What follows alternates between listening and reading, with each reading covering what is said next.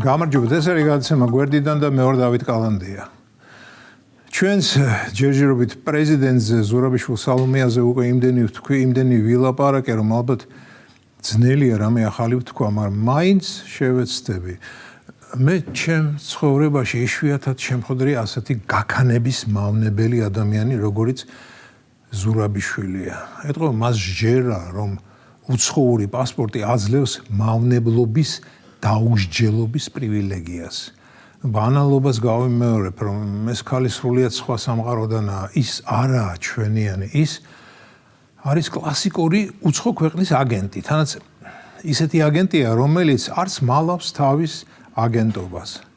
კი ბატონო, იყავი აგენტი, მაგრამ თამაშის რაღაც ელემენტარული წესები მაინც ხომ უნდა დაიცვა. თუ ეს წესებიც კიდია მას თავის ფრანგულ ღაწვებზე. დიახ, სრულიად კიდია, რადგან მთავარი ფაქტორი ისაა, რომ მას ჯერა ის ჩამოვიდა რომელიღაც ყრუ, არაცივილიზებულ ტომში საჩუქრად ჩამოგვიტანა ბრჭყვიალა მძივები და დარწმუნებულია, რომ ჯიბეში ჩაგვისვა და ამიტომაც მას გონია, რომ ბურთიც ისაა, მოედანიც, მსაჯიცა და მასაჟისტიც და ჩვენ კი მხოლოდ მადლიერი ტაშის მკვლელი მაყურებლები უნდა ვიყოთ.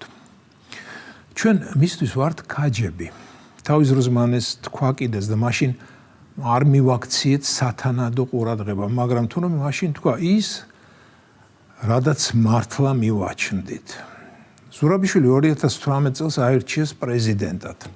არა კი არა აირჩიეს, დაასვეს. არ ვიცი მასზე რატომ დადეს ფსონი, ვფიქრობ, რომ ეს მოხდა იზოლების წესით, ისევ და ისევ იმ ვიღაცამ, ვინც თავის თავს ჩვენ უფროს ძმას თვლის, ურჩია მართულ ძალას ზურაბიშვილის წამოყენება და ეს იმ კატეგორიის რჩევა იქნებოდა, რომელიც შეკამათებას არ ითვალისწინებდა. მე არ ვიცი, რას დაგვპირდნენ ზურაბიშვილის წამოყენების სანაცვლოდ. შეიძლება იმას, რაც 78 მუხლად გვაქვს ჩაწერილი კონსტიტუციაში. ევროკავშირის წევრობას. დიახ, დეტალები არ ვიცი, შემიძლია მხოლოდ ვივარაუდო და ჩვენს დაუგჯერეთ ჩვენს მმართველ ძალას, თანაც ალტერნატივა არც გქონდა, ან ზურაბიშვილი, ან გრიშა ვაშაძე უნდა აგვერჩია და ავირჩიეთ ზურაბიშვილი. დიახ, ზურაბიშვილს კი ვიცნობდით, მაგრამ ამავე დროს თურმე არ ვიცნობდით.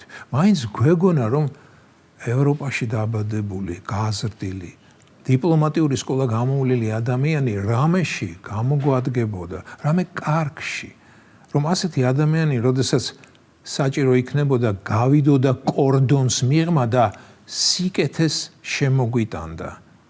მაგრამ ასე არ მოხდა. თანაც 2018-ში არჩეული პრეზიდენტი რამდენი წელი იჯდა გასუსული ხომ გახსოვთ?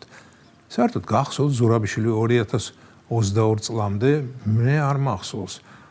ერთადერთი მახსოვს, რომ მას პერიოდულად ოპოზიციური ტელევიზიებიდან საკმაოდ უზრდელად მოიხსენიებდნენ და თვით ნიკოლოზ გვარამია არ იშურებდა ზურაბიშვილზე ყველა იმ ეპითეტს, რაც მან თავის დროზე ქუჩაში ისწავლა.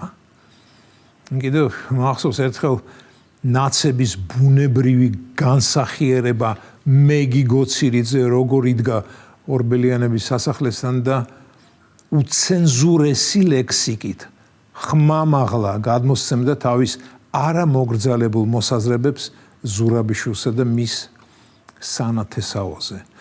დიახ, ეს კარგად მახსოვს და მერე კი მოხდა ის, რაც მოხდა.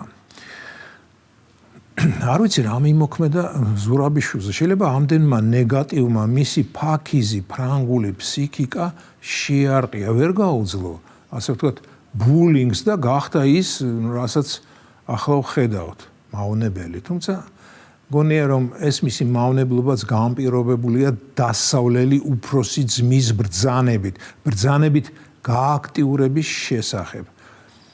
დარწმუნებული ვარ, იმ ვიღაცას რომ არ ებრძანებინა, ზურაბიშვილი დღესაც იქნებოდა მურაბა ქალი, ქართული ოცნების მხარდამჭერი და ნაცების მტერი და როდესაც მისი ვადა მოიწურებოდა, მას დიდი პატივითა და ზარზეიმით გააცილებდნენ დამსახურებულ პერსონალურ პენსიაზე და შეიძლება სამახსოვროდ რამე სუვენირით შეჩქებინათ. მაგალითად თითბრის ხანჯალი ან მოვერცხლილი თასი წარწერით ღირსეულ პრეზიდენტს მადლიერი მოსახლეობისგან. მაგრამ არა. იყო ბრძანება სიტუაციის არევისა და ზურაბიშვილი როგორც თავისი სამშობლოს არა საქართველოს ერთგული ჯარისკაცი ლეგიონერი იზოლებული გახდა ბრძანება შეესრულებინა სიტუაცია აერია.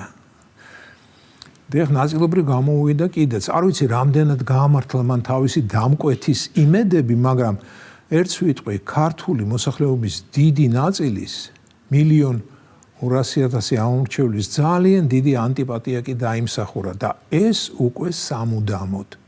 ახლა წლის ბოლოს ახალი შეირი ველოდება ზურაბიშვილის ორბელიანების სასახლიდან გამოსახლების სახალისო პროცედურა. მოვიმარაგოთ ბევრი ბატი-ბუტი და ლაღიძის ლიმონადი და დავტკბეთ წარმოდგენით. ეს იყო გადაცემა გვერდიდან და მე ვარ დავით